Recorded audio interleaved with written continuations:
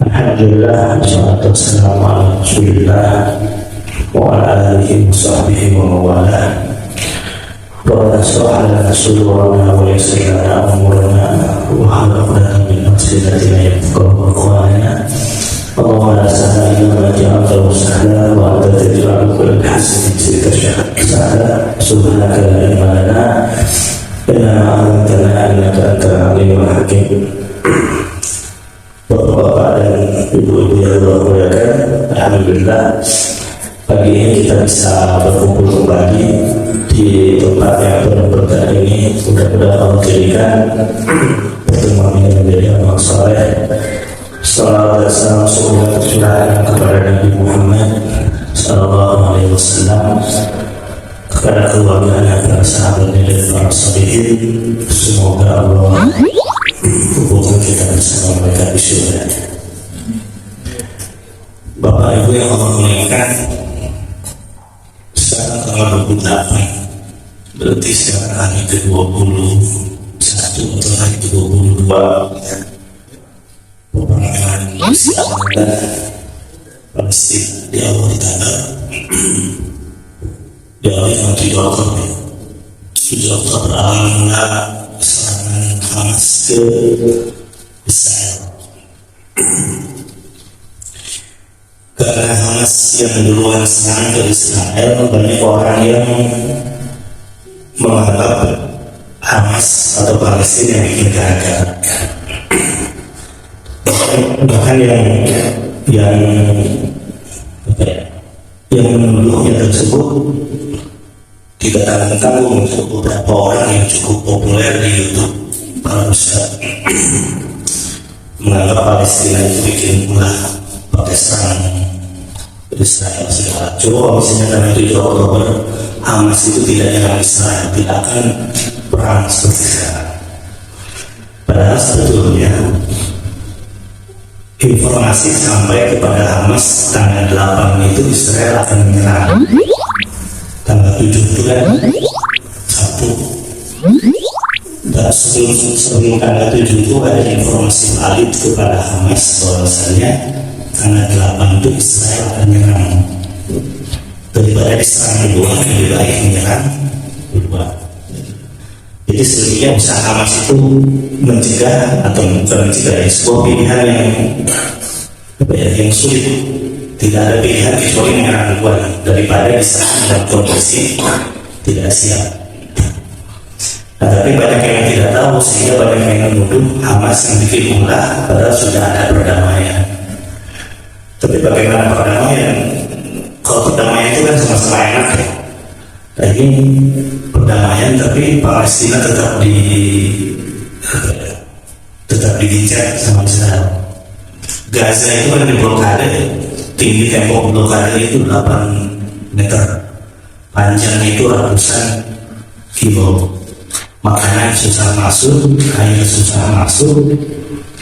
Ya wajar tertindas. Makanya Ismail Haniyah itu mengatakan serangan Hamas itu pertama sebagai langkah cepat sebelum diserang, yang kedua sebagai bentuk protes 70 tahun ditindas oleh Israel, sementara Israel menggambarkan sudah ada perdamaian, padahal belum ada perdamaian. Nah, itu mengenai konflik Israel yang sekarang sudah 4 ribuan lebih dari pihak Palestina yang gugur. Salah satunya adalah teman dekat saya, sama teman mahasiswa di Malaysia. Cuma saya baru masuk, dia sudah hampir selesai, tapi sering interaksi. Beliau sidang hari Juni, kalau istrinya masih nyusun disertasi. Beliau sidang bulan Juli, harusnya November bulan depan ini sudah. Tapi bulan Agustus atau September itu memutuskan untuk pulang dulu ke Gaza. Beliau, istrinya, sama 5 anak. Dari 7 anggota keluarga ini, 6 meninggal, tinggal 1 yang selamat. Jadi suami, istri, anak 4 meninggal, plus tapi yang 1 yang terakhir itu selamat. Itu ketika peristiwa itu terusnya apakah masih hidup atau sudah meninggal juga. Jadi statistiknya orang-orang itu hari itu, dan puncaknya adalah sekarang Masjidil Aqsa kan tidak boleh dimasuki oleh umat Islam ya. Tapi orang Yahudi boleh masuk, tapi orang Islam tidak boleh masuk ke Palestina yang dihalangi oleh tentara Israel. Tapi begini Pak,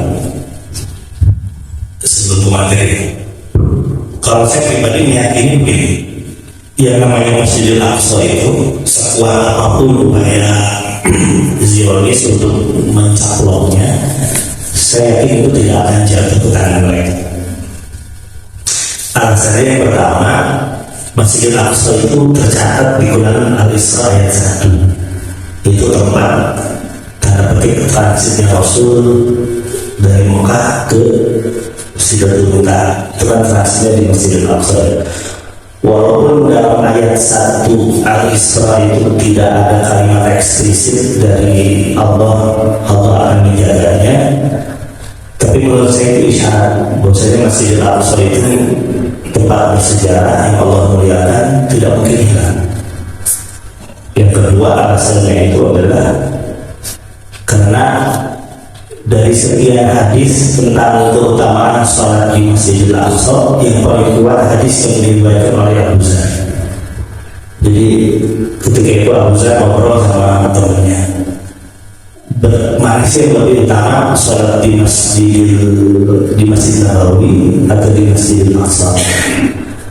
Ketika diskusi itu ternyata akhirnya Rasul mengatakan, sesungguhnya sholat di masjidku pahalanya 4 kali lipat daripada sholat di Masjidil Aqsa.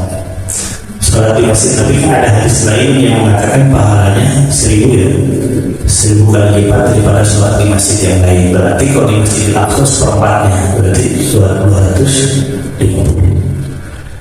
Itu kan kalimat yang secara implisit, secara halus menganjurkan kita untuk berangkat ke sana dan sholat di sana untuk menggapai keutamaan tersebut. Hal yang tidak logis kalau sekiranya Rasul memerintahkan kepada kita untuk mendapatkan keutamaan tersebut, tapi di sisi lain masjidnya hilang. Itu gak logis. Itu sama aja memerintahkan sesuatu yang tidak mungkin dilakukan. Sehingga Masjidil Aqsa menurut saya tidak akan hilang. Makanya walaupun rakyat Palestina atau tidak ada yang memperjuangkan Palestina dari sendiri Al-Aqsa, kalau saya pribadi yakin itu akan terjaga. Karenanya ada seorang ulama bilang, kenapa Allah tidak turunkan saja pasukan yang langsung bisa menghantam orang-orang Yahudi?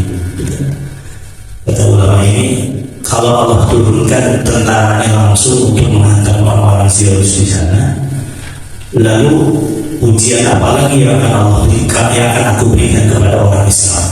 Atau peluang jihad di mana lagi yang Allah akan berikan kepada mereka?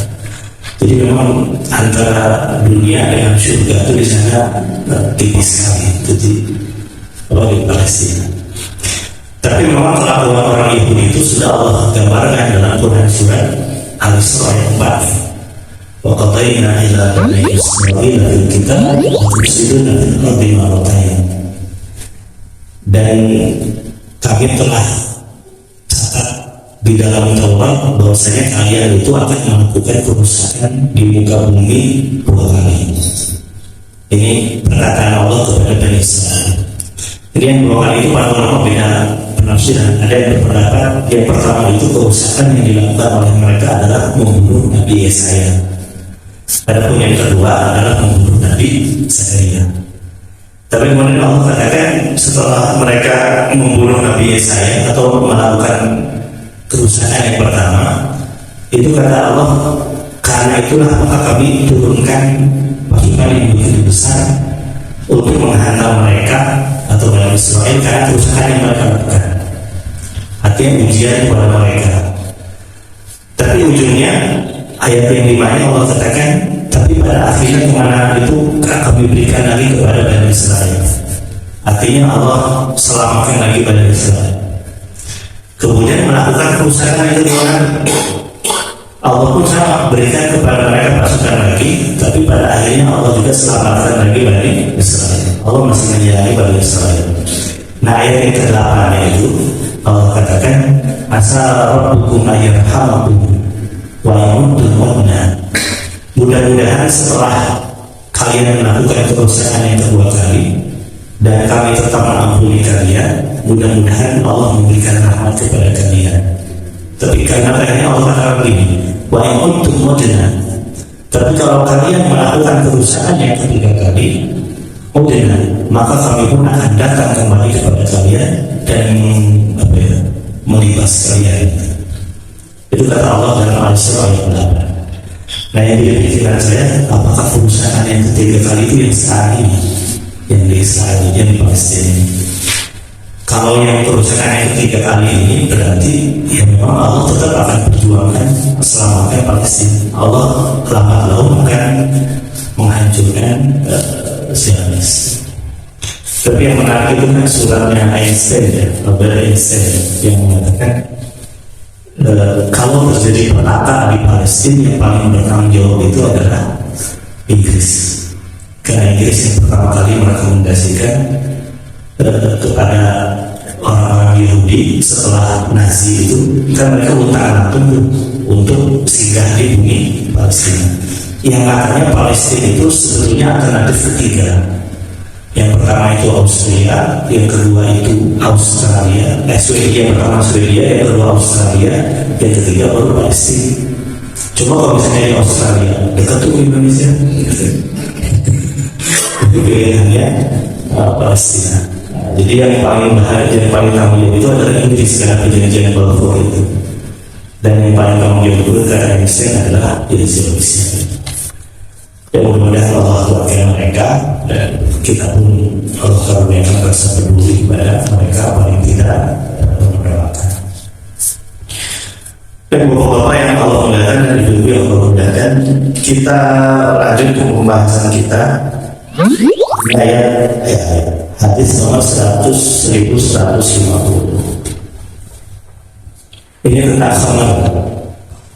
Wa an Muawiyah radhiyallahu anhu an Nabi sallallahu alaihi wasallam annahu qala fi syaribil khamri idza shariba fajliduhu thumma idza shariba fajliduhu thumma idza shariba thalitha fajliduhu thumma idza shariba rabi'ah fadribu unuqahu. Dari Muawiyah bahwa Nabi sallallahu alaihi wasallam bersabda tentang peminum khamr. Apabila dia minum maka cambuklah dia, bila minum lagi cambuklah dia, bila minum untuk ketiga kali cambuklah dia, lalu bila dia masih minum untuk keempat kali maka bunuhlah dia. Ini hukuman bagi yang minum khamr. Tapi di sini ada beberapa catatan. Yang pertama, Rasul mengatakan tapi Rasul tidak mempraktekkan. Jadi Rasul mengatakan kalau ada yang minum khamr maka cambuklah sampai 3 kali. Tapi kalau yang keempat kali maka bunuhlah. Rasul yang begini. Tapi kenyataannya Rasul pernah melihat orang yang minum khamr berkali-kali, tapi Rasul tidak membunuhnya. Nah, ini yang kemudian para ahli hadis berbeda dalam penyikapan hadis ini. Apakah hadis ini termasuk hadis yang boleh diamalkan atau tidak? Karena Rasul mengatakan tapi Rasul sendiri tidak melakukan. Artinya apakah Rasul tidak melakukan menasah hadis ini? Itu tidak mungkin. Karena nasah itu harus diucapkan. Diucapkan artinya harus ada reaksi yang kontra dengan hadis ini. Misalnya jangan kalian bunuh, itu baru nasah. Tapi Rasul hanya melihat tapi tidak membunuh. Nah, karena hadis ini diucapkan Rasul tapi tidak dipraktekkan oleh Rasul, kemudian Imam Tirmidzi memasukkan hadis ini ke dalam kitab Ilalnya. Ilal itu jamak dari ilah. Ilah itu cacat tapi yang cacat yang tersembunyi. Biasanya para ahli hadis yang bisa memahami kenapa cacat tersebut. Tapi ada seorang ulama di Mesir namanya Syekh Ahmad Syakir. Beliau karyanya banyak sekali. Beliau mengatakan hadis ini tetap berlaku sampai hari kiamat. Karena hadis ini secara sanad adalah hadis yang sahih. Sehingga kalau sudah diterapkan hukum pidana Islam dalam suatu negara, maka hadis ini tetap bisa berlaku. Siapa yang minum khamar keempat kalinya, maka benar-benar kalau yang satu, kedua, ketiga dicambuk. Sebetulnya ada hadis yang lain yang Rasul kasusnya mirip tapi beda. Kalau ini Rasul mengucapkan tapi Rasul tidak melakukan. Tapi ada juga hadis lagi, Rasul melakukan tapi para sahabat setelah Rasul tidak melakukannya. Itu hadis tentang dari Abu Hurairah bahwasanya Rasulullah SAW jamaah Rasulullah di Madinah. Rasulullah menjamak sholat di Madinah. Madinah tempat tinggal Rasul yang tidak mungkin. Bila khaufin wala matarin wala safarin wala maradin, tanpa safar, tanpa takut, tanpa hujan, dan tanpa sakit. Rasul pernah menjamak antara maghrib dan isya tanpa safar. Berarti kalau safar boleh jamak. Bila safarin wala khaufin, tanpa ada rasa takut. Berarti kalau kita ada ketakutan yang hebat, sebetulnya boleh jamak. Wala matarin, tanpa hujan. Berarti dalam kondisi hujan sebetulnya boleh menjamak sholat. Nah, hujan yang bagaimana yang para ulama berpendapat. Ada yang mengatakan yang penting mah air turun dari langit itu boleh jamak sholat. Sehingga dulu di Mesir itu saya pernah datang ke masjid maghrib. Antara maghrib dan isya itu setelah sholat maghrib itu ada pengajian. Tapi kemudian ketika sholat maghrib hujan turun. Di Arab itu kan hujan itu sesuatu yang wow gitu kan, istimewa. Kalau kita mah biasa banjir. Kemudian setelah dari sholat maghrib, karena kondisi hujan, ayat sendiri lagi ada sholat isya. Ini juga sholat isya. Ya Allah dari malam karena alasan hujan. Setelah itu langsung sholat isya jamaah takdim. Nah setelah sholat isya jamaah takdim, kemudian baru kajian. Nanti ketika datang sholat isya tidak sholat lagi karena sudah sholat yang tadi, kecuali bagi yang belum sholat jamaah tadi. Itu bisa ya. Coba nanti besok nanti hujan langsung sholat isya di akhir malam ya. Saya mau coba kayaknya. Padahal itu sebetulnya ada dalilnya. Nah itu yang berpendapat bahwasanya yang penting turun hujan dari langit boleh jamaah. Bahasa Pak Umar bilang alhamdulillah ada mazhab enak gitu.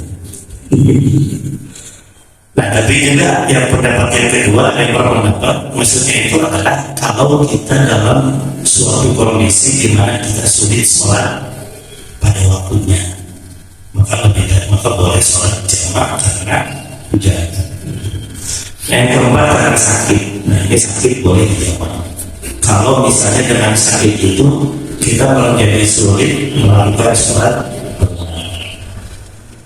Nah, alasan ini tidak ada pada Nabi, tapi Nabi pernah menjamak sholat karena alasan ini. Ada yang mengatakan alasannya itu karena ketika itu Nabi sedang sibuk membagi zakat. Kalau tidak dengan sholat itu bisa mengatakan, maka Nabi menjamak sholat tersebut. Nah, jadi kalau melihat hadis ini berarti dalam kondisi tertentu sepertinya kita boleh menjamak sholat kalau memang tidak memungkinkan sholat pada waktunya. Contohnya begini ya, ada pengantin yang menikah, kemudian walimahnya dari jam 11 sampai asar. Itu kan tidak mungkin sholat duhur pas datang waktunya. Nanti kalau bisa sholat dulu pas datang waktunya ke belakang dulu, kemudian sholat, udah sholat pakai make up saja, itu artinya jadi panjang. Itu yang pernah terjadi teman saya pas nikah. Datang mau sholat dulu di make up lama, jam peserta itu nantinya panjang. Padahal sebetulnya itu bisa dijawab kalau pakai hadis yang barusan. Itu yang pernah ditanyakan oleh seorang dosen kepada mufti Mesir, Syekh Ali Jumat. Beliau bilang, dosen ini bilang, wahai Syekh, saya itu seorang dosen. Kalau musim ujian, saya ngawas dari jam 10 sampai jam 4 sore, nyaris tidak ada jeda. Bagaimana seorang dosen?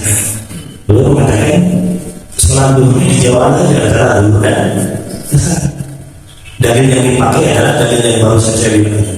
Hadis yang diamalkan oleh Rasul tadi. Rasul menjaga sholat tanpa 4 alasan ini. Cuma yang jadi permasalahannya itu Rasul mengamalkan hadis tadi, tapi para sahabat setelahnya tidak ada keterangan mengamalkan hadis itu. Dan jadi pertanyaan, apakah hadis itu khusus untuk Nabi, ataukah para sahabat tidak tahu? Sahabat tidak mungkin. Para sahabat pasti tahu karena ada yang meriwayatkan, yaitu Abu Hurairah. Nah, sehingga karena para sahabat tidak melakukan hadis itu, sehingga hadis itu pun dimasukkan oleh Imam Tirmidzi ke dalam kitab ilalnya, ilal dari cacat yang tersembunyi. Tapi lagi-lagi Syekh ulama Mesir itu mengatakan hadis itu termasuk juga hadis yang berlaku sampai hari kiamat. Jadi dalam kondisi yang sulit untuk sholat normal, walaupun kita tidak dalam kondisi sholat, maka boleh kita menjamak sholat. Dokter lagi di ruang operasi, tiba-tiba operasinya tidak boleh dijamak ketika itu. Jangan kasih yang menegawah, kayak sholat aja. Wow, itu mengenai kondisi tersebut. Kalau saya secara pribadi, kedua hadis ini masih berlaku. Saya pribadi masih bisa diamalkan. Kalau yang kedua tadi itu sangat mungkin diamalkan. Tapi kalau hadis yang ini tidak bisa diamalkan kecuali kalau sudah menjadi hukum positif. Karena yang melakukannya harus negara, bukan individu. Nggak boleh tiba-tiba Pak Gunawan dia pemabok di pesawat. Kalau Rasulullah SAW harus negara yang melakukan, bukan individu. Kemudian hadis yang selanjutnya, Abi Hurairah radhiyallahu anhu qala Rasulullah sallallahu alaihi wasallam, "Idza dhahaba ahadukum falyattaqihu al-wajha." Dari Rasulullah bersabda, apabila seseorang di antara kalian kamu memukul, hindarilah memukul wajah. Ini baik dalam menghukum ya, membuat aturannya ada sifatnya pukulan yang ringan, itu hindari memukul wajah. Kata Nabi, kalau anak sudah 7 tahun, maka perintahkanlah anakku untuk sholat. Kalau sudah 10 tahun masih belum mau sholat, maka pukullah. Pukul di sini jangan pukul wajah, tapi pukul kaki, itu pun pukulan kaki saya.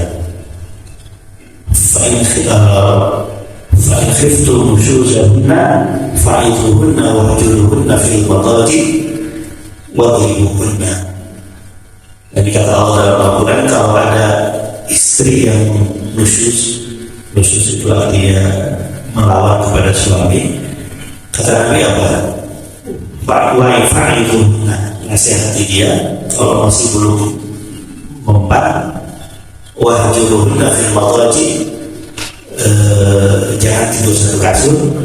Kalau masih belum mempan, wadribuhunna, pukul di sini bukan berarti bantai ya, bukan, artinya pukul kasih sayang. Dan hindari yang namanya wajah. Tidak boleh memukul wajah ya, antara ini tidak boleh. Tapi ini tidak berlaku ketika bertengkar. Sok kita bertengkar, tapi jangan mukul wajahnya, nanti ramai. Itu kalau bertengkar sudah lepas kontrol. Dan bertengkar sesama muslim, apalagi sampai fisik, apapun alasannya, tetap itu tidak baik. Selama itu bukan masalah membela harga diri, membela harta. Kalau membela harta yang menjadi hak kita, kemudian kita demi menjaga harta kita, kan kita syahid ya. Mana tadi namanya bahwa syahid. Siapa yang wafat demi menjaga hartanya, demi menjaga keluarganya, menjaga kehormatannya dia syahid. Tapi kalau berkaitan di sini hal sepele, sampai salah satunya ada yang meninggal, kan kata Nabi, al-qatil wal maqtul finnar, yang membunuh dan yang dibunuh itu di neraka. Ini menjadi muncul wajah. Kemudian Nabi bin Abbas radhiyallahu anhu maqala Rasulullah sallallahu alaihi wasallam la tuqamul hudud bil masajid. Dari Abbas Rasul bersabda, tidak dibolehkan melaksanakan hukuman had di dalam masjid, yang membunuh, dibunuh, potong tangan, berzina dicambuk atau dirajam, itu tidak boleh dilakukan di masjid. Karena yang diceritakan itu bukan dalam masjid, tapi di belakang masjid, pakai tenda di bawahnya. Ada beberapa kepala di situ yang lepas dari badannya, tapi tetap kalau malam hari kita lewat situ, gitu. Karena memang di sana tuh alam, di sana tuh tidak ditakut-takuti oleh cerita-cerita mistik. Coba misalnya di masjid dia di rumah, ada kepala orang yang besar, gimana? Ada masjid. Mungkin orang itu akan melewat sini ketakutan. Bahkan itu saya rumahnya polisi. Karena memang kita itu ceritanya seringkali ditakut-takuti oleh hal-hal yang demikian. Padahal sebetulnya orang yang sudah meninggal, dia tidak bisa ada kesempatan untuk gangguin kita lagi. Tapi alhamdulillah di masjid tidak di rumah yang dibakar bukan kepala orang, tapi kepala sapi. Jadi gitu.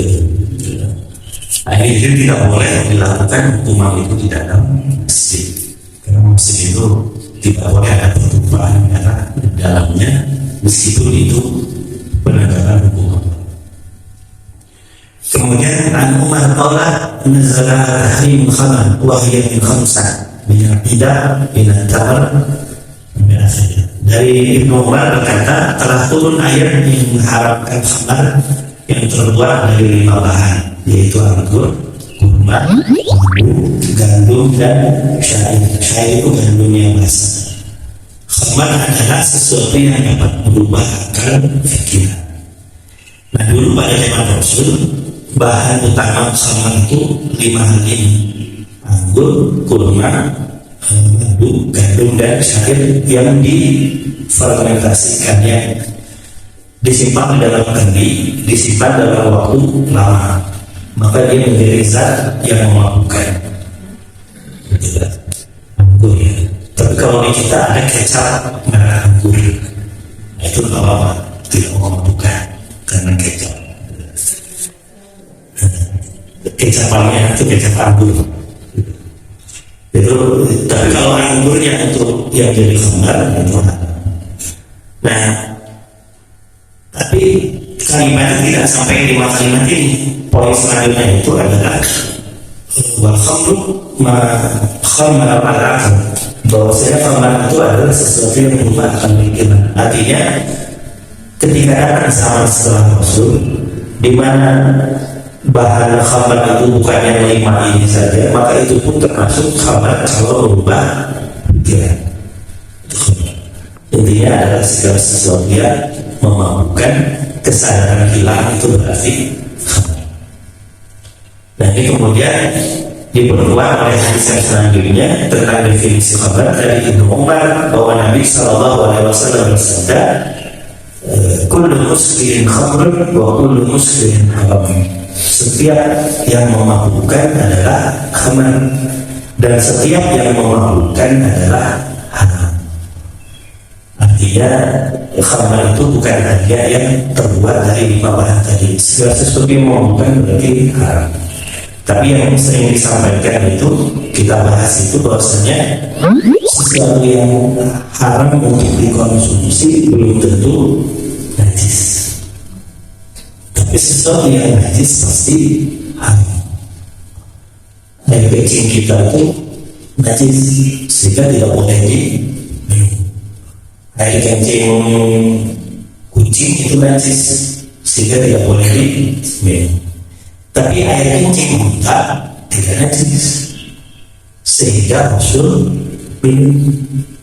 Bukan Rasul minum, Rasul menganjurkan kepada orang yang sakit mah pengobatannya itu minum pakai air kencing utara. Jadi dulu ada seorang yang sakit perut datang kepada Rasul, ya Rasulullah, perut saya sakit sudah beberapa hari, tidak ada obat, bagaimana ya Rasul?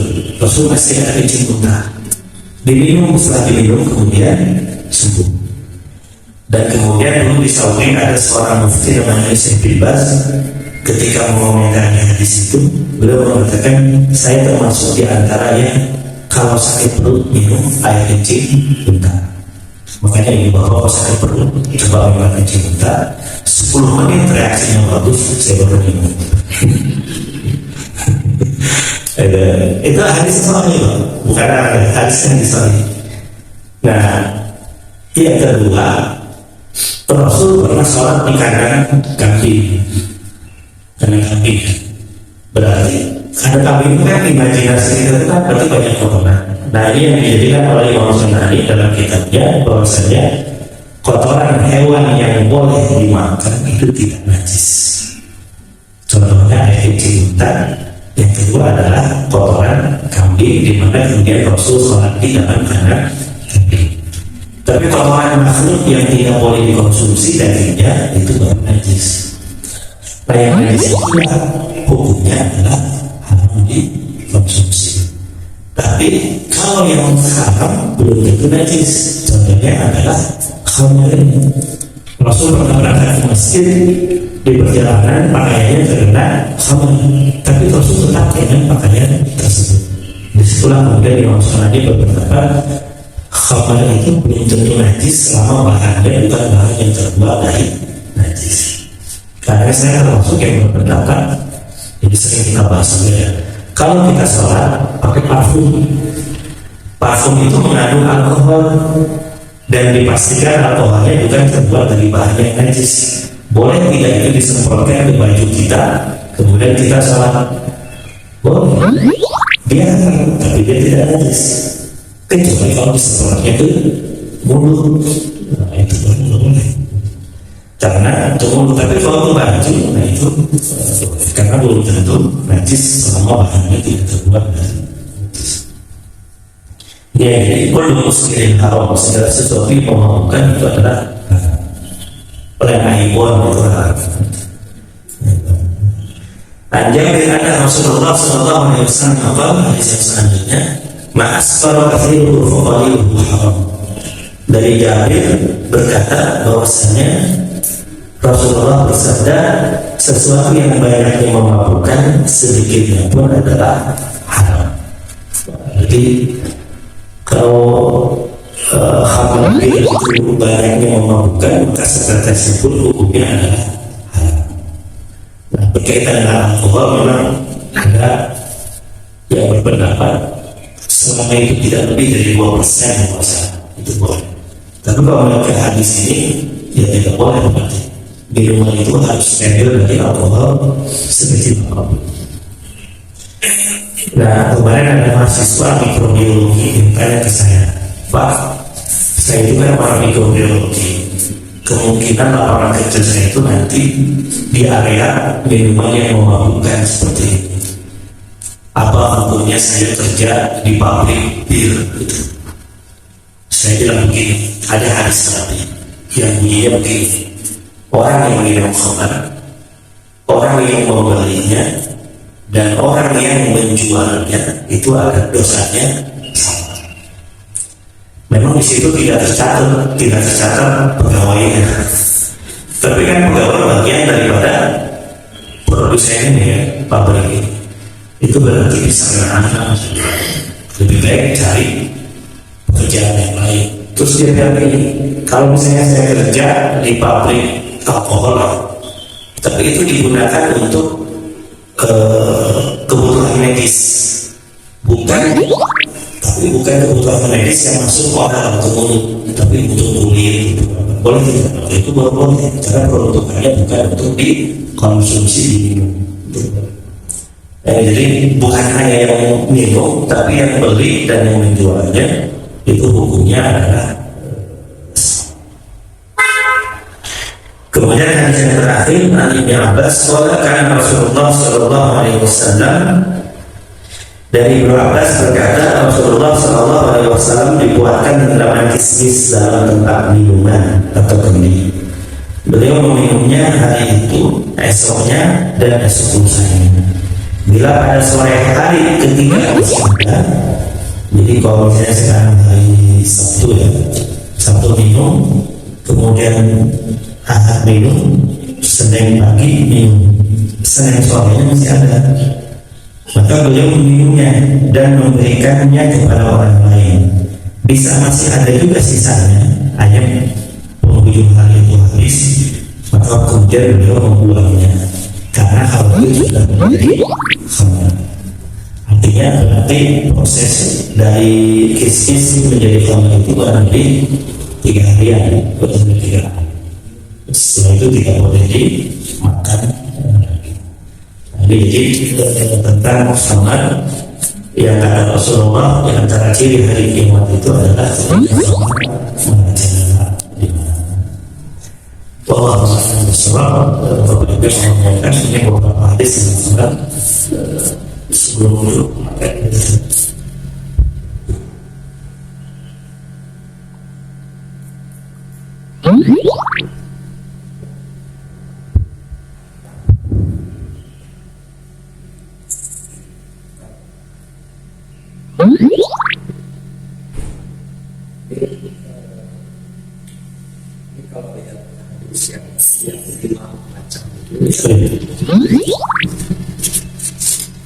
Aroma yang terbuat dari 5 bahan gitu ya.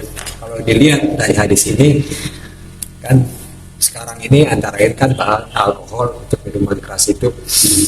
Jadi sepertinya kalau lihat hanya hadis ini toh sepertinya wah berarti alkohol boleh dong. Padahal tidak melihat hadis-hadis lain ternyata itu dipatahkan, yang ini artinya itu hanya contoh mungkin ya atau khususan ya pada zaman itu. Jadi ternyata kalau dilihat hadis-hadis lain ternyata bukan itu. Jadi yang sekarang ini sudah tercover dalam hadis-hadis lain. Nah saya melihat bahwa kadang-kadang ada ya orang menghukumi dengan dasar satu hadis. Seperti kemarin kalau tidak salah ada di postingan grup Hidayatul Ummah ya.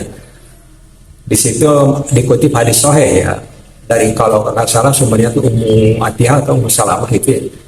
Dahulu kami dilarang ziarah kubur oleh Rasulullah, tapi larangan itu tidak keras. Kemudian dengan hadis itu bahkan ada di situ dikatakan ada beberapa ulama itu ya menghukumi di samping makruh ada yang menghukumi juga haram itu ya. Padahal kalau lihat hadis lain ada hadis kan Rasulullah itu antara hadis Rasulullah yang mengatakan begini. Dahulu aku melarang kalian ziarah kubur, tapi sekarang ziarahlah. Dahulu aku melarang kalian menyimpan daging kurban selama 3 hari, tapi sekarang boleh simpanlah selama itu bermanfaat buat kamu. Nah terkait juga tadi nasah hadis, apakah hadis itu dinasah oleh hadis yang tadi terakhir itu? Itu jadi ya, saya kira ya ziarah kubur gitu ya, ziarah kubur. Jadi saya kira tadi kita tidak bisa menghukumi atas dasar salah satu hadis, mesti dilihat hadis-hadis lain gitu kan sebelum menghukumi itu, sebelum melihat hadis-hadis lain terkait dengan itu. Saya kira sebaiknya kita tidak menghukumi seperti ini kan. Itu terima kasih ya. Jadi begini ya. Nah itu juga kalau tidak salah latar belakang hadis yang tadi larangan itu karena ada khawatir Rasulullah kebiasaan orang jahiliyah rata-rata itu. Nah setelah Islam masuk kemudian itu maka pemimpin itu bilang sedikit sehingga buat hadis menjatuhkan tadi.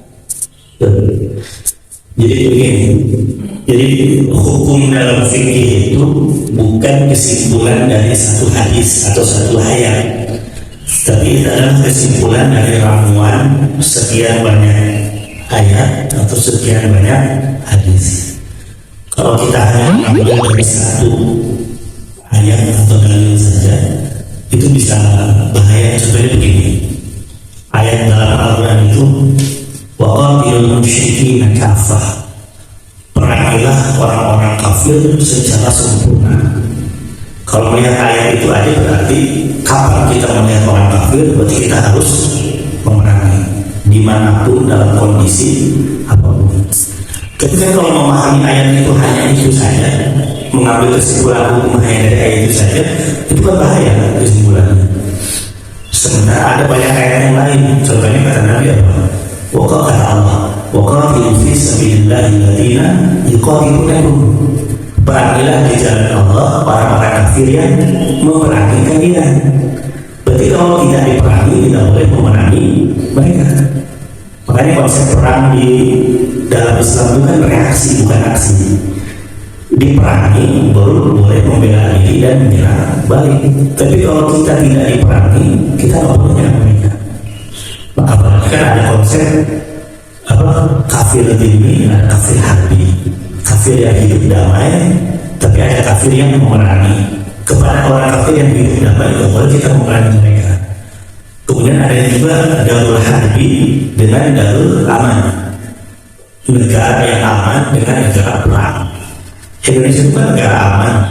Gak boleh kita melihat orang kafir, tapi mereka memang kafir. Alasannya apa? Waqatilul musyrikin kafir. Perangilah orang kafir sempurna. Itu gak bisa. Jadi kalau memahami, menyimpulkan suatu hukum dari satu dalil saja pasti salah. Kasusnya seperti yang barusan tentang ziarah kubur. Betul, dulu pernah dilarang. Kuntu nahaitukum an ziyaratil qubur. Kami dulu pernah melarang kalian dari ziarah kubur. Itu kalimat larangannya saja pakai fi'il madhi. Dulu kami dulu pernah melarang kalian ziarah kubur. Fazuruha, tapi sekarang ziarah. Sebetulnya kalau kita buka kitab Nasih Mansur, sebetulnya dalam hadis ini saja itu sudah mengandung nasih dan mansur. Kalimat yang ujung merasa kalimat yang Allah. Kami dulu pernah melarang ziarah kubur karena banyak orang kuburan itu malah menyembah kuburan. Fazuruha, tapi ketika iman sudah kuat, kemudian mau ziarah kubur, ya silahkan ziarah kubur. Kalimat ujungnya kata Nabi apa? Fa'innaha tudzakirul maut. Karena sesungguhnya ziarah kubur itu akan mengingat kepada kematian. Jadi ada hikmahnya. Makanya dulu kan Imam Dhahabi akhir hadis itu ziarah kubur untuk kepada ulama yang lebih senior dari dia. Pertama mengingat sejarah kehidupan dia, yang kedua mengingat kematian. Dan itu bukan hanya satu hadis tentang ziarah kubur, juga ada hadis-hadis yang lain. Jadi sebetulnya ziarah kubur itu tidak ada larangan. Nah, kayak barusan hadis yang khabar ini, kalau hanya menyadarkan kepada satu hadis yang nomor 1154, berarti mengambil kesimpulan khamar itu adalah hanya dari 5 bahan ini. Tapi kan ada hadis yang lain yang menggambarkan bahan khamar itu tidak hanya terpatok pada 5 bahan ini, tapi segala sesuatu yang memabukkan apapun itu bahannya itu hukumnya adalah haram, termasuk alkohol. Ada Syekh Zindani dari Yaman yang mengatakan alkohol itu haram karena dikiaskan kepada 5 bahan ini. Saya berpendapat sebetulnya bukan kias, tapi karena ada dalilnya. Dalilnya itu adalah segala sesuatu yang memabukkan berarti haram. Berarti alkohol itu haram, ada dalil umumnya yang memabukkan. Itu hadis Nabi sallallahu alaihi wasallam. Wallahu a'lam.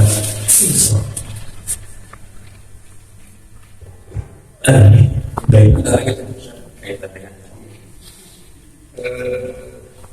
Ada sementara kalangan yang tidak mau makan atau minum dari orang yang meninggal gitu ya.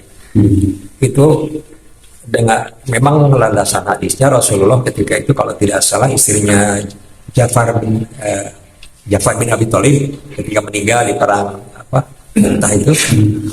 Kemudian Rasulullah begitu tahu Ja'far meninggal, kemudian kasihan istrinya, katanya kirimkan makanan sama istrinya itu, kemudian hiburlah karena sekarang sedang kesusahan gitu. Nah dengan dasar itu bahwa kepada yang meninggal itu harus ngasih makanan, bukan makan. Jadi kalau lihat seperti hadis yang itu ya sepertinya begitu. Tapi ada hadis lain kan ketika seseorang itu bertanya kepada Rasulullah, ya Rasulullah, ibuku meninggal. Bolehkah aku bersedekah untuknya?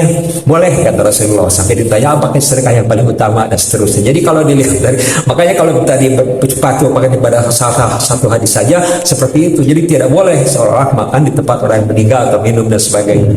Pada hadis lainnya seperti tadi, bolehkah bersedekah? Boleh, gitu kan? Kalau saya berpendapat begini, berkaitan dengan apa hukum makan di tempat orang yang meninggal. Kalau saya kaitannya bukan masalah boleh tidak boleh, tapi kaitannya masalah ini apa ya, rasa empati warga ketika ada yang meninggal. Dahulu kan fokusnya itu adalah membantunya, menghiburnya. Di antara hiburannya itu adalah ngasih sesuatu yang meringankan beban dia. Itu takziah itu. Tapi bukan artinya tidak boleh memakan makanan yang ada di dalam hidangan mereka. Cuma ada, jangan sampai juga fenomena orang meninggal itu menjadi aji mumpung. Saya termasuk pernah di satu sisi kalimat kasus ini bukan masalah boleh tidak boleh, tapi di satu sisi memang ada real kasus ketika yang meninggalnya itu dari orang yang berkebutuhan lain. Saya dapat selingan semuanya karena yang menamai teman saya. Teman saya bilang pasti cuma miskin deh, mau nana-nana. Tapi kalau yang meninggalnya orang kaya, pada perempuan walaupun sebetulnya secara naluri manusiawi wajar ingin mendapatkan sesuatu yang seperti ini, tapi ujungnya orientasi untuk mendoakannya itu ada tendensi lain, tapi dari sekedar apa yang ingin dia dapat dari doa yang akan dipanjatkan untuk almarhum.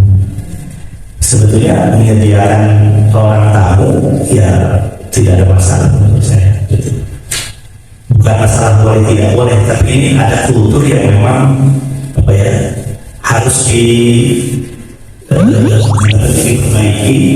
Jangan sampai orang yang meninggal itu menjadi aji mumpung warga sekitar untuk dapat berkah maksudnya itu. Terus dengan maksudnya minum tidak besar dan diutamakan kita ngasih kepada yang berduka. Walaupun yang berduka kalau mau ngasih kepada tamu dari sedekah hadis tadi secara umumnya sebetulnya boleh saja. Kok saya melihat masalah budaya juga bukan masalah hukum boleh atau tidak boleh. Mana yang harus diprioritaskan dibantu atau sosok yang memberi dan mana yang sosok menerima. Kok saya hanya melihat dari sisi itu. Wallahu a'lam. Enggak ibu.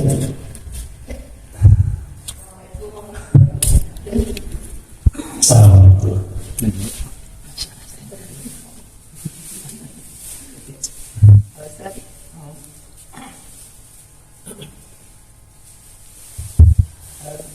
Segala sesuatu yang memakan itu dilarang. Kemudian ketika ada yang makan atau berbuka puasa kekenyangan, lalu mereka itu muntah, apa itu masuk memamutan. Itu yang pertama. Yang kedua yang ingin saya dapatkan penjelasan, sekarang kaum Hawa itu kan banyak yang memakai bulu mata palsu ketika mereka berdandan pergi ke undangan ataupun sehari-hari mereka memakai bulu mata palsu. Kita kan tidak tahu bulu mata palsu itu terbuat dari rambut manusia atau dari rambut hewan yang dilarang untuk kita makan, apa itu termasuk juga haram. Dan ketika kita sholat, apakah itu bisa dipakai untuk sholat tanpa membuka bulu mata palsu? Sekian.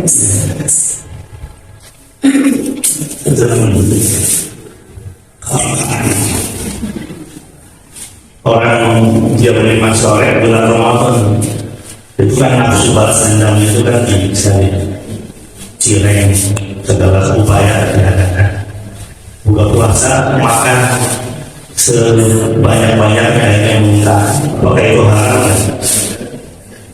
Ini definisi mabuk di sini itu mabuk membuat tidak sadar, bukan mabuk muntah. Kalau mabuk muntah itu makan terlalu banyak dari segi hukum tidak haram, tapi nggak bisa jatah orang gitu. Nah, tapi haramnya sih tidak haram selama yang dimakan bukan sesuatu yang menyebabkan pikiran kita itu lembah. Tapi kalau makanannya makanan alkohol, nah itu baru haram. Sedikit pun haram apalagi sampai banyak. Jadi memabukkan di sini itu maksudnya adalah sampai bisa mengubah akal. Kemudian yang kedua ini mengenai kaum hawa, makhluk halus. Jadi apa hukumnya menyambungkan bulu mata? Secara umum ada hadis bunyinya begini: la'anallah al-wasilah wal muwasilah. Allah itu melarang perempuan yang memanjangkan bulunya. Sebetulnya walaupun ini kalimatnya perempuan tapi berlaku untuk laki-laki juga ya. Allah itu melarang wanita yang menyambungkan bulunya, dan Allah itu mengharapkan wanita yang menyambungkan bulunya dan yang menyambungkan. Maksudnya begini, saya punya perempuan, saya punya rambut, punya alis dipanjangkan, itu saya dosa. Tapi orang salon yang ikut memanjangkan itu juga berdosa. Jadi yang punya rambut dengan yang memanjangkan itu hukumnya dilaknat oleh Allah. Melihat hadis barusan. Nah, cuma yang jadi perbedaan pendapat itu kalau misalnya sebatas kepantasan. Kepantasan itu dalam artian begini, misalnya memang ada orang yang bulu mata itu hilang, tidak ada. Betul alasan kenapa tiba-tiba bulu mata botak. Kan kalau misalnya keluar kan aneh ya, bulu matanya itu nggak ada. Kalau hujan langsung masuk ke mata gitu. Nah, dalam kondisi tersebut maka pakai bulu mata palsu ada yang membolehkan, karena kan gaya-gayaan, tapi itu adalah segi kepantasan. Yang kalau itu tidak ada itu aneh gitu. Sama mungkin orang kecelakaan, sehingga rambutnya itu mau botak gitu. Sementara ini tingginya kalau tidak ada rambut, apa hukumnya pakai rambut palsu? Nah, ada yang membolehkan selama itu untuk kebutuhan, bukan untuk gaya. Nah, jadi hukumnya kembali ke yang kondisinya. Kalau memanjangkan bulu mata hanya sebatas mencari kecantikan, gaya-gayaan, kalau menurut saya lebih dihindari. Cantiklah sesuai dengan apa adanya. Kemudian tapi kalau misalnya kebutuhan, artinya memang dia Allah tidak tumbuh lagi, pakai itu prosesi berpendapat boleh lebih kepantasan, bukan hanya untuk gaya-gayaan. Dengan catatan tadi, selama bahannya itu bukan bahannya najis, artinya bukan dari bulu mata sesuatu yang najis. Wallahu a'lam. Tapi Pak Gunawan jangan pakai bulu mata palsu, kepantas asli.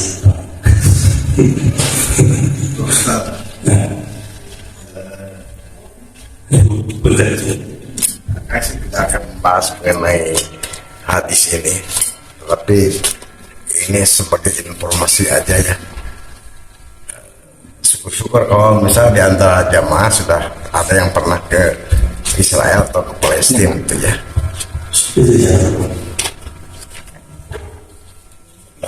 Ada yang pernah ke Palestina ya, dan mengunjungi beberapa tempat penting gitu ya.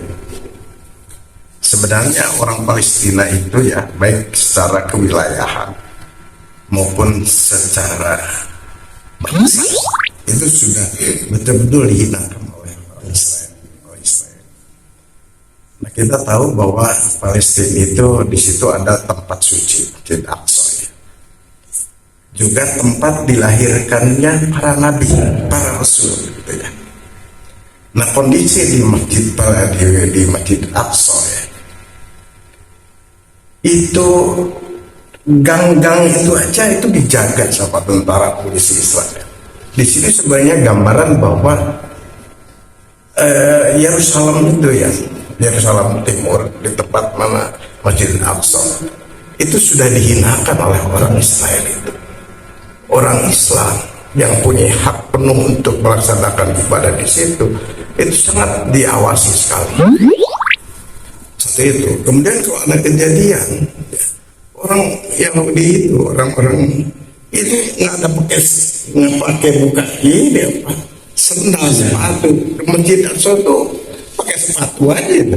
Sementara orang kita sampai dibersihkan kan untuk masuk ke masjid. Itu begitu dihinakan itu ya, masjid suci itu sama orang Yahudi. Padahal di lingkungan itu, di samping kanan Masjidil Aqsa itu, di tebingnya itu ada tempat ibadahnya orang Yahudi yang ya tembok ratapan itu kan. Terus di sebelah baratnya juga banyak gereja-gereja, sehingga sebenarnya Palestina itu tempat berkumpulnya orang-orang bersaudara lah. Orang Islam ada di situ, orang Kristen ada di situ, orang Yahudi juga bebas beribadat di situ. Tetapi wilayah itu dianeksasi oleh Israel. Bahkan plat nomor saja mobil itu plat nomor Israel, Pak. Bukan plat nomor Palestina. Artinya tidak berdaulat. Jadi tidak berdaulat, walaupun itu wilayah Palestina, tapi dianeksasi seolah-olah itu adalah wilayahnya Israel, sehingga Israel berbuat bebas di situ, Pak. Jadi betapa dihinakan sekali ya bangsa Palestina, khusus di Yerusalem itu. Kemudian di Yeriko ya, di Yeriko itu ada sebuah masjid besar di mana para nabi, ada beberapa nabi rasul yang dimakam di situ ya, ada makomnya. Ya. Saya lupa Nabi Sulaiman atau Nabi siapa ya? Nabi Sulaiman. Nabi Sulaiman ya, Nabi Sulaiman. Dan itu juga kan dijaga oleh tentara polisi Israel. Padahal itu kan wilayah jauh di luar Yerusalem itu. Tapi diawasi benar. Jadi di mana kebebasan orang Palestina yang menjadi tuan rumahnya, sementara tamunya justru menguasai yang punya rumah itu. Kemudian lucunya kalau di Bethlehem, gereja-gereja itu tidak ada dijaga oleh tentara Yahudi itu, tidak ada itu. Yang dijaga itu masjid-masjid aja. Apakah orang Islam itu dianggap teroris? Dan anggapan sementara ini kan Hamas itu dianggap sebagai teroris. Padahal tidak, Hamas itu membela kemerdekaan orang-orang Palestina yang sudah terjadi puluhan tahun. Nah, yang menginginkan itu sebenarnya kalau secara fisik negara-negara itu kan tidak mungkin membantu Palestina. Misalnya membantu senjata itu nggak mungkin, karena itu akan meluaskan perangan. Nah, seperti Suriah yang baru akan mengirim, Amerika sudah gempur itu Suriah. Amerika ikut-ikutan juga. Kemudian Lebanon, Mesir, perbatasan semua dibombardir sama Israel. Begitu jadi bagaimana tidak orang Islam itu, seorang Palestina akan bereaksi keras ya. Sedangkan umat Islam di dunia aja itu kan kita itu inginnya bereaksi, tapi dengan cara apa? Nah, kalau secara fisik kan tidak mungkin, tapi secara doa mungkin. Tapi doa apa yang tepat gitu ya? Doa apa yang tepat untuk mendoakan orang Palestina? Apakah ya Allah hancurkanlah itu orang Yahudi gitu kan? Karena dia sudah berbuat biadab di negara Palestina. Misalnya ya Allah selamatkanlah orang Palestina. bagaimana diselatkan gajah dihancur lebur itu ya. Jadi apa ya yang harus kita lakukan gitu kan. Sedangkan sementara di PBB sendiri kan Menlu Indonesia itu mencak-mencak di situ. Kenapa kita diam? Gitu. Sampai dia Menlu Indonesia ini nantang gitu. Kenapa diam gitu? PBB ini kok tidak berkutik menghadapi Israel ini. Itulah sebenarnya kesalahan kita sebagai saudaranya orang-orang Palestina, walaupun di Palestina itu ya tidak semuanya beragama Islam, tapi sebagai bangsa yang terjajah gitu ya. Di situ ada Yahudi, di situ juga ada Kristiani, di situ juga ada orang Islam. Dan itu tidak hanya tersebar di Palestina, di Yerusalem, tetapi juga di Bethlehem, di Jericho, bahkan mungkin di gajah sendiri, cuma kan nggak masuk ke gajah gitu. Karena rawan terisolir di daerah, jadi sulit masuk ke situ juga. Walaupun sebenarnya kalau di Palestina itu orang Indonesia itu sangat dihargai sekali Pak. Begitu ketemu ya Indonesia ya waduh, jadi kita juga ya seperti waduh sahabat dekat itu. Dia rangkul kita diciumi sama pada Palestina. Ya Indonesia. Ya, kebetulan laki-laki. Kalau perempuan alhamdulillah. Terima kasih Pak. Jadi doa apa sih? Assalamualaikum warahmatullahi wabarakatuh. Ya, jadi ketika 17 Agustus 45 ya, peringatan kemerdekaan Indonesia tahun ini atau tahun sebelumnya itu kan kita di mana Palestina itu mengirim bendera Indonesia mengucapkan selamat. Artinya mereka itu begitu peduli dengan kita. Sekarang tinggal sejauh mana kepedulian kita dengan mereka. Memang betul kalau visi kita ke sana untuk membantu, sepertinya bukan nolong malah lagi libur kalau bisa bantuan kita itu memang dua, dana ini pun harus betul-betul tersalurkan ke lembaga yang terpercaya. Yang kedua, doa. Sebenarnya kalau doa itu kan peristiwa yang dialami oleh orang-orang Palestina sekarang itu kan bukan hanya sekarang, dulu juga sering terjadi umat Islam ditindas. Dan riwayat hadisnya memang banyak. Di antaranya hadis Nabi berdoa, Allahumma anjil mustadafin fil ardi. Ya Allah, jayakanlah orang-orang yang lemah dari kalangan umat Islam, lemah dari kondisi perang maksudnya.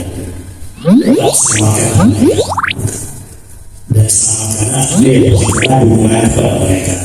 Dan itu yang kemudian terbukti perang Badar menang, perang kalau mau katakan mundur ya, umat Islam mundur. Itu karena memang ada dari situ. Doanya berarti keselamatan umat Islam, dan doanya yang kedua adalah kehancuran mereka. Dan Nabi kan tidak segan mendoakan kehancuran musuh, itu tidak segan. Cuman kan ini Joe Biden itu kan terang-terangan ya mendukung Israel. 5.000 senjata akan dikirim ke Israel. Bahkan Amerika pakai hak vetonya kan. Kemarin di sidang PBB itu menggunakan hak vetonya ketika negara memutuskan untuk resolusi apa ya damai yang dikatakan senjata, tapi malah Amerika membuat vetonya itu. Jadi gara-gara dia punya hak veto, keputusan itu dibatalkan semua. Jadi senjata kita memang doa. Allahumma ahli kita. Tadi itu saya mau punut cuma lupa. Bisa gara-gara banyak pikiran. Jadi intinya sih mendoakan, dan ini berlaku secara turun nazilah karena tidak berhenti. Sekarang sudah 22 hari ya, dari 7 Oktober 2122. Apalagi kalau misalnya kita dengar di antara yang meninggal itu kawan kita sendiri, kan begitu sedihnya. Tapi kalau menurut saya sih mungkin mereka sedih di dunia, tapi kita doakan mereka pun di akhirat bahagia. Kalau saya yakin sih mereka syahid gitu. Jadi intinya adalah mendoakan, menambahkan bi'amril mu'minin falaysa minna. siapa yang tidak memperhatikan urusan mukmin itu bukan dari golongan kami. Tadi juga yang menggarisbawahi yang sampai oleh Pak Haji, jadi betul itu negara, tapi negara dalam negara yang tidak berdaulat. Kalau lingkungan yang sifatnya pribadi saja masih sampai diawasi. Jadi negara yang ada tapi dikuasai oleh negara lain damai yang selama ini di lingkungan itu hanya perdamaian semu ya. Sebenarnya mereka tetap menindas rakyat Palestina. Tapi saya yakin pada akhirnya Allah akan berbuat terhadap kekejaman mereka. Kalau melihat surat Al-Isra ayat 8 itu, wa in kalau kau melakukan kerusakan ketiga kalinya, ada yang mengatakan dugaan ketiga kalinya itu adalah kami akan timpakan kepada mereka balasan yang lebih besar. Tapi kan itu urusan Allah, urusan kita itu adalah menolong apa yang bisa kita lakukan. Di antaranya adalah doa yang paling utama. Dan itu akan terjadi cuma belum saatnya aja. Belum saatnya saja. Dan ada hadis warga ngasih tahu itu di situ. Nanti kejar-kejar kan. Yang mengakui kemerdekaan Indonesia itu orang Palestina. Mufti ya. Iya, pertama setelah Mesir ya. Setelah Mesir. Setelah Palestina langsung. Kalau negara kan Mesir ya, kalau Indonesia. Pertama kan itu ada kemerdekaan Indonesia. Palestina. Kalau Mufti adalah Palestina. Allah. Ilmu apa itu?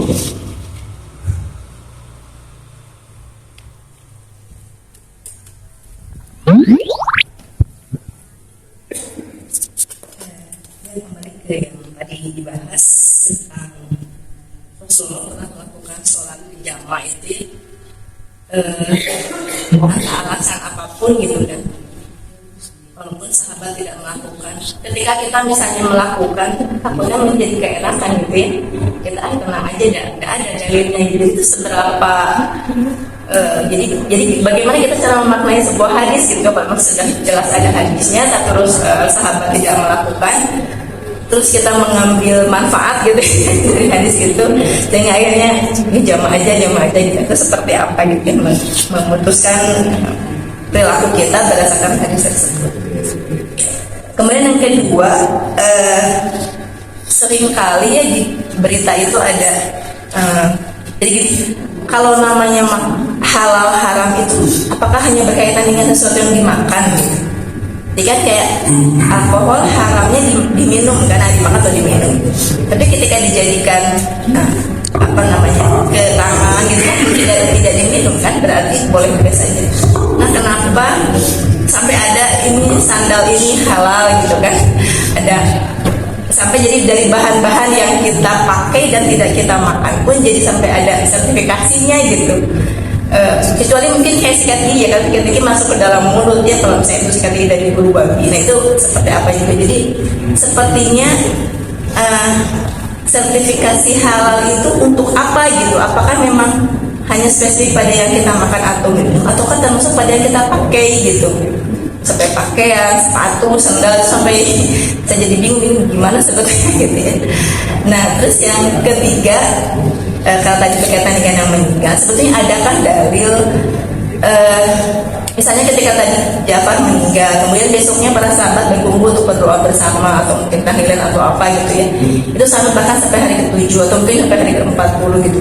Itu adakah keterangannya setelah kita beres menguburkan jenazah, ada bukan ritual, mungkin ada hal yang lain yang dilakukan berkaitan dengan si mayat tersebut gitu, mungkin ya besoknya, lusanya sampai hari ke-7 gitu. Itu mungkin sementara. Ini menyikapi hadis yang jamaah sholat. Yang jamaah sholat ini hadis yang nomor pertama 1150 itu. Memang ini akan jadi pertanyaan itu adalah ini berpotensi dimudah-mudahkan atau tidak.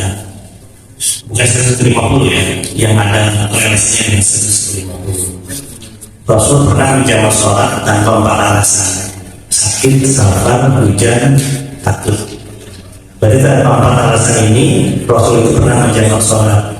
Konteksnya ketika itu Rasul tidak meninggalkan sholat karena ada suatu urusan yang penting. Tapi itu kalau dipraktekkan juga oleh masing-masing orang berpotensi dimudah-mudahkan. Nah memang ini ujungnya kembali kepada hati kita. Seperti kalau tanyakanlah kepada hatinya kata Rasul. Selama ada urusan yang penting itu boleh. Tapi selama tidak ada urusan yang penting itu, maka tetap sholat itu harus kembali kepada hukum aslinya. Inna sholat akan antara mukminin kita dan mukmin. Ada waktu-waktu tertentu dalam waktu sholat. Hadis Abu Hurairah, waktu zuhur sekian sampai sekian, asar sekian sampai sekian, harus kembali kepada hadis itu.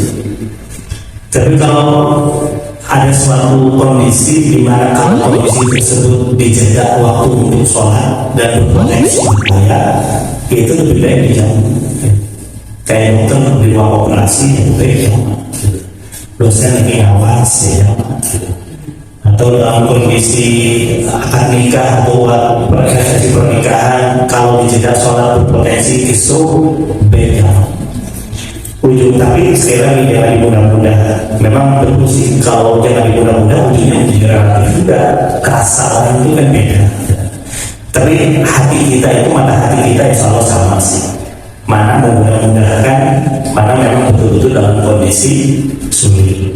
Tapi saya termasuk yang berpendapat hadis ini masih berlaku karena itu diantaranya juga kepada Syekh Al-Syafi'i itu hadis ini berlaku karena tidak ada dalil lain yang menasas, dan secara riwayatnya hadis ini nyaris tidak ada cacat secara riwayatnya.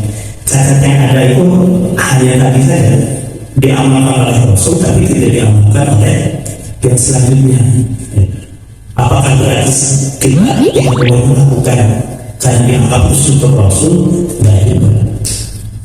Selama tidak ada dalil yang menegaskan itu khusus untuk Rasul, maka berarti boleh dilakukan. Ini soal jamak.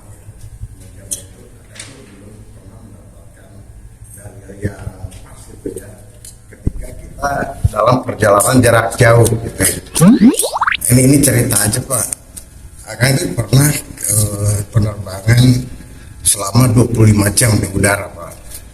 22 jam itu dari Jepang ke Washington gitu ya. Kemudian waktu pulangnya dari New York ke itu 22 jam. Nah, waktu sholat kan di pesawat tak ada Pak. Karena terbangnya itu kalau berangkat melintas Pasifik Atlantik ya, pulangnya lewat kutub utara. Dan pesawatnya kan bukan pesawat bukan pesawat negara Islam, pesawatnya pesawat asing yang notabene orang kafir. Jadi satu hari itu ada sholat karena nggak tahu kapan waktunya sholat ini gitu. Karena di udara 22 jam. Kalau dari Hongkong ke sini kan hanya 5 jam. Jadi seharian penuh, lebih dari 1 hari. Jadi di pesawat terus itu. Nah, gimana itu cara jamaknya itu? Cara mengganti sholatnya itu? Cara sholat pada waktunya. Karena kita nggak. Mungkin ini nggak Pak? Ya lokal misalnya di penerbangan lokal ini jam 1 siang. Dia kondisi mataharinya 1 siang itu sama dengan Indonesia ya. Memang pasti kira-kira sih, pasti situ kira-kira. Tapi kalau dari sekolah istirahat kita. Tapi kalau bapak ini belum sholat, tobat sekarang. Jadi selama penerbangan itu kan antara tidur dan tidak itu. Habis itu disuguhin wine. Ya. Jadi gimana Ya, kalau ketika itu terlewat karena bingung, menurut saya boleh dikolong. Karena meninggalkan bukan karena kesengajaan, itu meninggalkan karena bingung. Kalau besoknya gitu ya. Iya. Soalnya di Indonesia, kalau hujan banget. Apa yang ditinggalkan ya dilengkapi dengan kotor. Wow.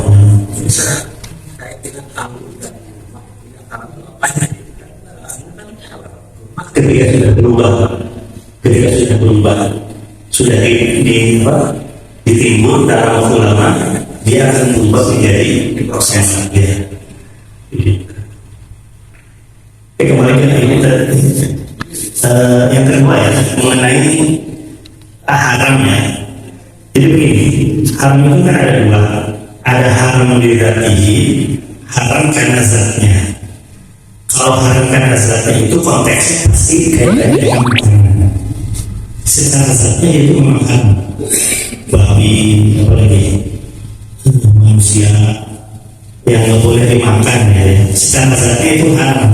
Ketika ada kalimat zat haram karena zatnya, itu berarti kaitannya dengan masalah konsumsi. Tapi yang kedua ada haram kaitannya bukan masalah zatnya, tapi masalah caranya. Nah, cara apa? Nah, ini berarti kaitannya bisa urusannya konsumsi dimakan ataukah dipakai. Saya termasuk yang tidak sepakat ada label halal pada sesuatu yang tidak dikonsumsi. Saya dulu pernah jalan di Pakai itu ada brand busana muslim, gak perlu disebutkan ya.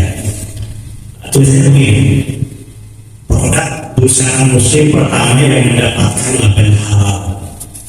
Saya pasti diberitahu apa brand apa ya. Saya mikir, kenapa harus ada brand halal? Toh dia tidak dimakan. Ada nggak yang beli baju kemudian buat apa? Buat dimakan. Enggak ada. Pasti buat pakai. Kenapa harus ada label halal? Toh kalaupun baju itu terbuat dari yang haram, dari kulit buaya misalnya. Buaya itu kan binatang paling setia ya, selama masih di air. keluar dari air jadi buaya darat. Itu kan kulitnya kan haram, tapi untuk dimakan haram. Kalau dipakai baju, pakai tas itu kan boleh saja. Nah, sebetulnya kaitannya dengan pakaian bukan masalah halal atau haram, tapi masalahnya adalah najis atau tidak najis. Cuma kan masalahnya tidak ada label najis atau label suci dari MUI itu ada. Yang ada itu adalah label halal, dan itu menurut saya hanya berlaku untuk sesuatu yang dikonsumsi. Kemudian yang ketiga, itu mobil. Yang ritual sebenarnya. Jadi apakah ada dalil tentang ritual kumpul bersama kalau ada orang yang sudah meninggal? Begini, dulu itu Nabi itu mau mengantarkan jenazah ke kuburan. Sampai di kuburan jenazah sudah dimakamkan, kemudian Nabi berpesan, jangan kalian pergi dulu. Ayo sama-sama mengucapkan istighfar untuk almarhum. Dengan harapan mudah-mudahan istighfar kita itu bermanfaat untuk dia. Artinya mohon. Nah, dalil ini secara umum adalah dalil kita berkumpul mendoakan orang yang sudah meninggal. Nah, kemudian kaitannya dengan bacaan sholat. Bacaan Quran dihadiahkan untuk orang yang sudah meninggal. Dari mungkin ini memang debatable. Boleh tidak kita membaca ayat dalam Quran tapi dihadiahkan untuk almarhum. Boleh di sini itu artinya pahalanya sampai atau tidak. Ada yang mengatakan tidak sampai. Alasannya adalah kalau orang sudah wafat putuslah amalannya.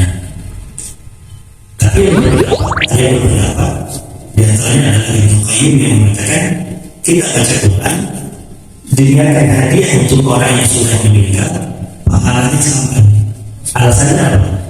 Alasannya kata beliau hadis tentang apabila seseorang wafat putus amalannya kecuali 3 itu dimaknanya begini, orang kalau sudah meninggal putus amalannya. Kenapa putus amalannya? Bila dia sudah meninggal dia tidak bisa beramal lagi kecuali 3 yang pernah dia lakukan ketika di dunia: amal soleh, sedekah jariyah, ilmu yang bermanfaat, dan amalan soleh. Artinya dia tidak lagi bisa beramal, tidak bisa lagi beramal yang dengan amal tersebut memberikan manfaat untuk dia.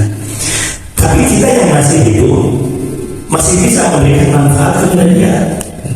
Kata Ibnu Qayyim. Alasannya apa?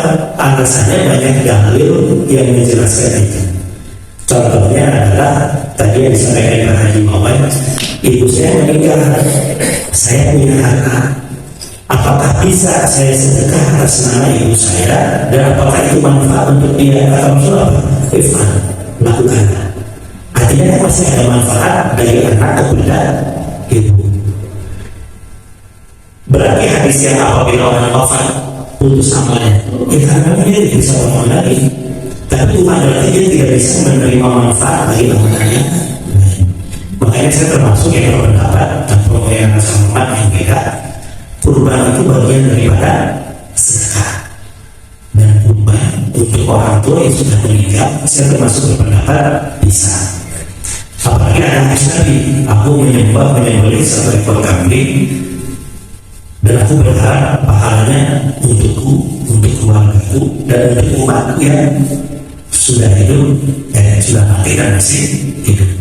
Artinya kan kita pun kalau menyembelih untuk orang yang sudah meninggal ya tidak ada masalah. Tapi gara-gara hadis itu yang salah artikan ya, karena Rasul sudah berubah untuk umatku, di antaranya kita hanya kalau mau berubah dia atas Rasul dengan salah artikan gitu ya. Nah itu mungkin hadisnya. Nah cuma tanpa mengenal soal juga ya, sekarang saya belum menemukan dalil yang 40 gitu ya. Makanya saya ambil jalan tengah. Kita berkumpul mendoakan orang yang sudah meninggal, baca Quran, ya tidak ada masalah. Karena ada ulama besar juga, itu ulama yang sangat keras terhadap kita. Tapi dalam masalah ini boleh membolehkan. Tetapi saran saya jangan berpikat kepada waktu yang 7:40 itu. Jangan terikat oleh itu. Tapi mengumpulkannya sesering mungkin tidak ada masalah. Toh itu pun menguatkan hati keluarga yang ditinggalkan.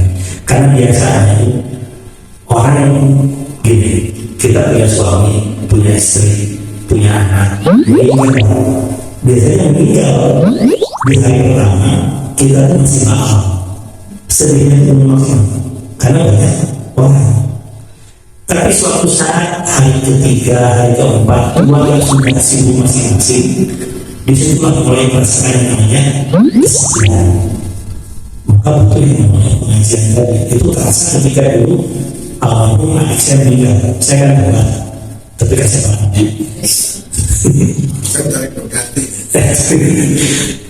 Itu ketika hari meninggal kecelakaan, jenazah datang, itu kebal. Sedih ada tapi terhibur oleh banyak orang. Tapi ketika hari ketiga, hari kelima sudah pergi, di situ baru merasakan kesedihan.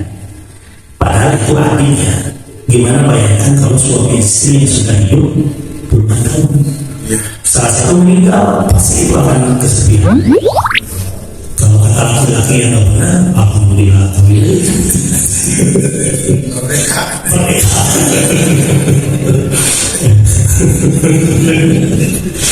Itu pastinya antara hiburan itu adalah dengan pengajian seperti itu. Ini terkait dengan tadi Ustaz menyinggung hadis yang tidak matang saja. Jadi memang ada orang meninggal orang yang mati. Jadi dia mungkin berpasang kepada kita